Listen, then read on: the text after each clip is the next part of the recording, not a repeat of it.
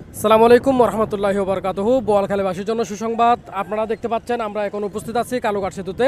এই কালুঘাট সেতুতে প্রথমবারের মতো চালু হতে যাচ্ছে ওয়াকওয়ে, যে ওয়াকওয়ে দিয়ে কালুঘাট সেতুর পূর্ব পাশ অঞ্চল এবং পশ্চিম পাড়ের মানুষজন হাঁটাচলা করতে পারবে ঈদের আগেই।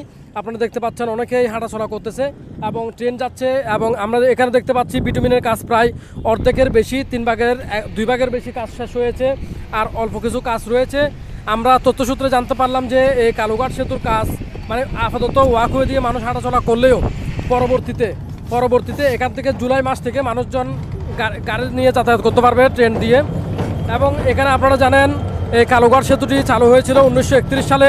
1931 সালে চালু হওয়ার পর 1962 সালে প্রথম যাতায়াত শুরু হয়, মানে 1962 সালে ট্রেন এবং মানুষ যাতায়াত সহ গাড়ি যাতায়াত শুরু হয়। তারপর থেকে 2বার সংস্কার হয় এই কালুঘাট সেতু। কথা হচ্ছে এক কথায় বোয়ালখালীবাসীর জন্য নাই মামা থেকে খানা মামা ভালো, অনেক মানুষ বলতেছে।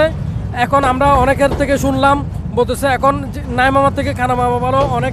এখন যেহেতু আমাদের ফেরি দিয়ে চলাচল করতে হচ্ছে, কালুঘাট ব্রিজ না হলেও আমাদের এটা দিয়েও অন্ততপক্ষে আমরা চলাচল করতে পারবো। এটা হলেও আমরা সন্তুষ্ট থাকবো।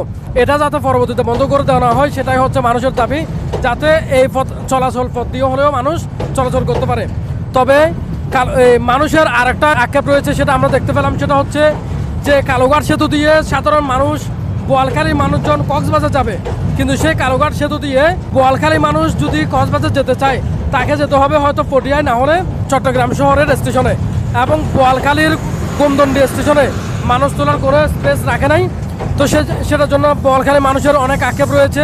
তাদের দাবি বোয়ালখালী স্টেশন থেকে, গোমদন্ডি স্টেশন থেকে মানুষ তোলা হোক, তারা যাতে সচরাচর যাতে কক্সবাজার যেতে পারে, কক্সবাজার ভ্রমণ করতে পারে, সে ব্যবস্থা করা হয়। সেটাই সাধারণ মানুষের দাবি। এই ব্রিজ দিয়ে কিন্তু সবাই কক্সবাজার যাচ্ছে, গোমদন্ডি থেকে স্টেশন যে চালু করে নাই। আপনাদের কোনো দাবি আছে কিনা? আমাদের জন্য অনেক সুবিধা হবে। আমরা এখন এখান থেকে পটিয়া যাইতে হবে টিকিটের জন্য, না হয় ওখানে বটতলি যাইতে হবে। এখন আমাদের গুমনান্ডির জন্য অনেক ভালো হবে না, গুমনান্ডি হলে এটা তার বলার কিছু নেই। অনেক কষ্ট হচ্ছে না এখানে।